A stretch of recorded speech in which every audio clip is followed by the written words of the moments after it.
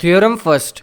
अगर हम first theorem की बात करें सर्कल्स में, तो उस थ्योरम को स्टार्ट करने से पहले हमें कुछ बेसिक चीज़ों के बारे में नॉलेज होनी चाहिए।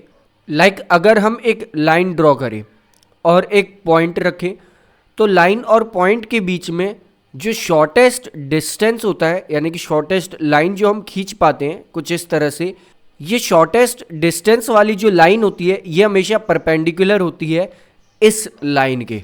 तो हम यहाँ से कह सकते हैं एक पॉइंट और एक लाइन में जो शॉर्टेस्ट डिस्टेंस वाली लाइन होती है वो हमेशा परपेंडिकुलर होती है जो हमने गिवन लाइन ली थी उसके। तो अब स्टार्ट करते हैं थ्योरम फर्स्ट। थ्योरम फर्स्ट की अगर हम स्टेटमेंट को देखें तो वो स्टेटमेंट होती है the tangent at any point of a circle is perpendicular to the radius through the points of contact. ये कहा गया कि अगर हम एक टेंजेंट ड्रॉ करें एक सर्कल के कुछ इस तरह से, तो वो हमेशा परपेंडिकुलर होगी, लेकिन किसके परपेंडिकुलर होगी? रेडियस के। लेकिन वो कौन सी रेडियस होगी? जो उस टेंजेंट को या फिर हम कहें उस पॉइंट ऑफ कांटेक्ट से ओरिजिनेट हो रही होगी, जा रही होगी, उसके परपेंडिकुलर होगी वो टेंजेंट। कुछ इस तरह से अगर हम एक सर्कल ड्रॉ करते हैं और एक लाइन हम ले लेते हैं एक्स वाई, तो ये जो एक्स वाई लाइन होगी ये इस वाली रेडियस के परपेंडिकुलर होगी, बाकी किसी रेडियस के परपेंडिकुलर नहीं होगी, लेकिन ऐसी रेडियस के परपेंडिकुलर होगी जो रेडियस इस पॉइंट ऑफ कांटेक्ट से ओरिजिनेट हो रही हो, कुछ इस तरह से।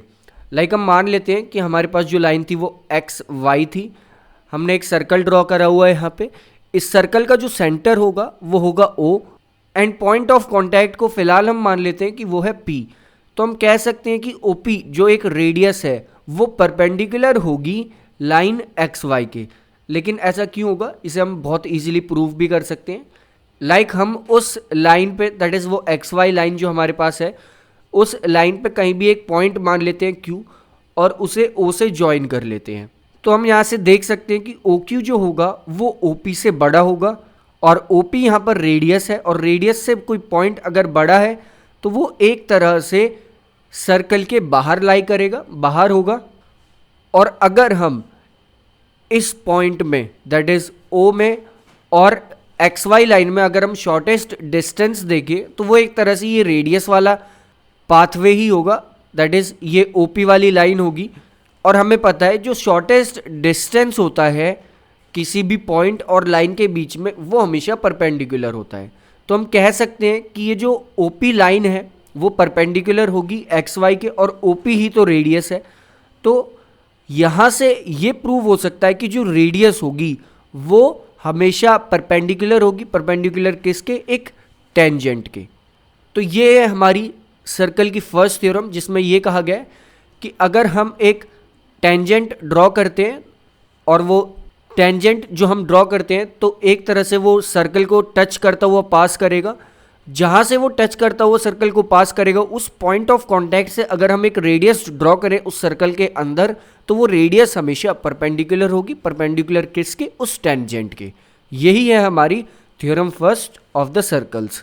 लेकिन इस थ्योरम के अकॉर्डिंग हम बहुत इंपॉर्टेंट दो पॉइंट्स नोट ये कर सकते हैं जो हमने पहले भी देखे थे, कि एक सर्कल के सरफेस पे एक पॉइंट से एक ही टेंजेंट ड्रॉ करी जा सकती है। ये बहुत इंपॉर्टेंट पॉइंट है, क्योंकि एक पॉइंट से एक से ज़्यादा टेंजेंट्स ड्रॉ नहीं करी जा सकती। इसके बाद एक तरह से जो रेडियस होती है वो परपेंडिकुलर होती है। परपेंडिकुलर किसके होती है? पॉइंट ऑफ कांटेक्ट के। यानी कि आप कहीं भी एक रेडियस ड्रॉ कर ले तो वो हमेशा परपेंडिकुलर होगी। परपेंडिकुलर किसके होगी? जहाँ से वो सर्कल के सरफेस को टच कर रही होगी। ये दो इंपॉर्टेंट पॉइंट्स हैं जिन्हें हम नोट कर सकते हैं, और जो ये परपेंडिकुलर हम ड्रॉ करेंगे इसे हम नॉर्मल भी कहते हैं।